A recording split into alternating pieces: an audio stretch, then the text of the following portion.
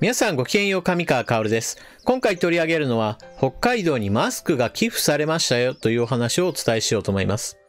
ただ単に寄付されただけであれば、今回のように取り上げることはありません。問題なのは、寄付した人物というものが中国の実業家であり、その中国の実業家が北海道に寄付したマスクというのが、これがハングルの文字の書かれた警告のマスクだったのです。と、このように少し複雑な事情が垣間見えるようなニュースなので、今回はこのことについてお話をしていきましょう。というわけで今回のニュースはこちら。中国の通販サイト大手であるアリババグループの創業者ジャック・マー氏。この中国人実業家が北海道にマスクを寄付した。しかしその包装紙には中国語が書かれているわけではありませんでした。なんとそのマスクの包装紙に書かれている文字というのがハングルだったのです。このことを聞いたお隣の国の人たちは、なんでそんなことになっているんだと驚く人、憤る人、様々な反応が上がっています。今回はこのニュースについて見ていきましょう。それではニュースをどうぞ。アリババ創業者が日本に寄付したマスク、警告性だった。段ボール箱にはっきりハングル表記。中国 IT 企業の代表でネット通販最大手アリババグループ創業者ジャック・マー氏が北海道に寄付したマスク1万枚が汚染物質を 94% カットする警告性保険用マスク KF94 であることが明らかになった。北海道は警告同様マスクが品薄状態に陥っているところだ。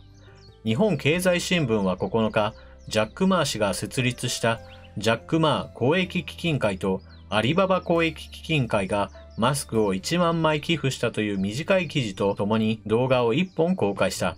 長さ約1分のこの動画には、ロック&ロックピュアドム保険用マスク KF94 と書かれた段ボール箱が北海道庁舎の廊下に積まれている様子が映っている。現在このマスクは警告でも入手困難になっている。記事によると、マスク60枚入り165箱と50枚入り2箱の合計167箱が4トントラックに積まれて北海道庁に届けられたという。ジャック・マー氏は中国に対する多くの支援の返礼だとして日本全国に100万枚を寄付すると表明した。北海道の NHK が報道した同じ内容のニュースにもロック&ロックピュアドム保険用マスク KF94 の段ボール箱約160箱がトラックに載せられている様子が出てくる。こうした報道内容は警告のソーシャルメディアですぐに紹介され、警告人も入手困難な KF94 マスクがどうして中国を経由して日本に寄付されるんだと疑問の声が上がっている。ネット上ではマスク輸出禁止措置前に中国に流出した KF94 マスクがどれだけ多いことか、警告人は KF94 マスクを手に入れられずに何時間も行列しているのに、これは一体どういうことだと不満が噴出している。警告の日用品メーカー、ロック&ロック社側は、この製品は相手先ブランドによる生産、OEM で生産されたもので、1月末にホームショッピングで販売して以降、本社でも物流を確保できずにいると説明した。日本全国まだまだマスクの品不足というものが深刻な状況です。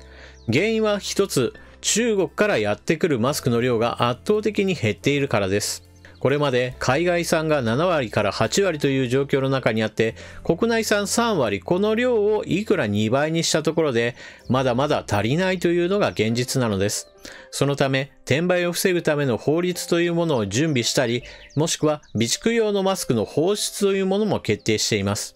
日本政府はこれからマスクを作りませんかとあちこちの会社に連絡を取って設備投資が必要であれば助成金などを使うのでぜひともマスクの製造に当たってくださいと頭を下げて回っているような状況です。このような状況ですから北海道にマスクが寄付されたというその出来事自体は歓迎すべきことです。しかし問題があるのは明らかです。今回はハングルだったわけですが日本語のマスクだったとしても別に不思議ではないと思っています。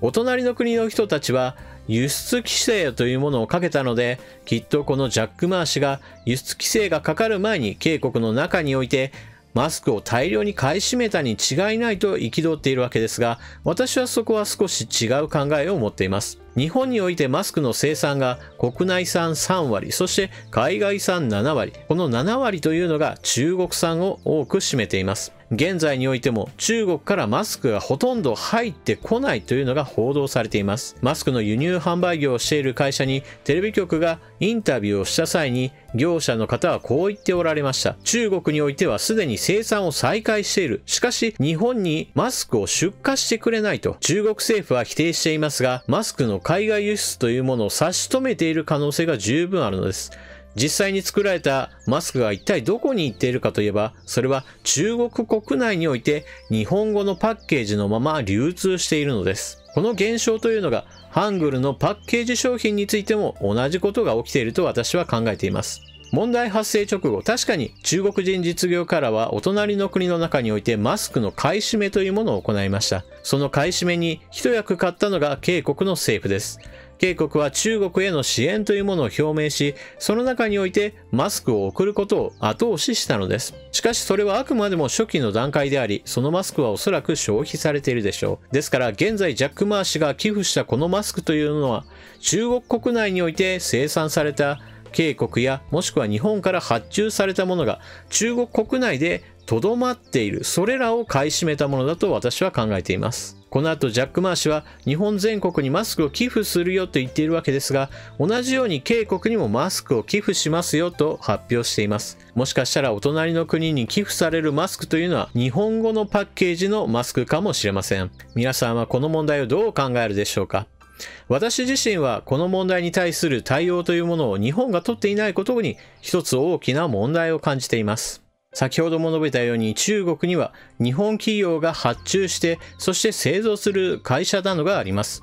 これらの会社がすでに工場を稼働させて実際に製造しているにもかかわらず日本への輸出をしてくれない。この問題を解決しないことには日本国内のマスク需要というものを十分に満たすことは難しいのが現状です。ですから日本政府は速やかにこの件に関して中国政府に抗議すべきなのです。もちろん中国政府はそのような規制はかけていないと弁明するでしょう。しかし輸入販売している業者がテレビインタビューなどで答えていましたが、現地の工場には警察関係者が常時監視を貼り付けており、海外への輸出を拒む動きがあるとインタビューに答えていました。このように表立って何か法律や通知といったものを出していなくても実質的に圧力を加えて海外輸出を阻んでいるということが問題なのです。最近中国においては感染爆発のそのピークというものが過ぎ去り、ようやく収束に向かいつつあるというような状況になりつつあります。そういった状況もあって習近平氏は明らかに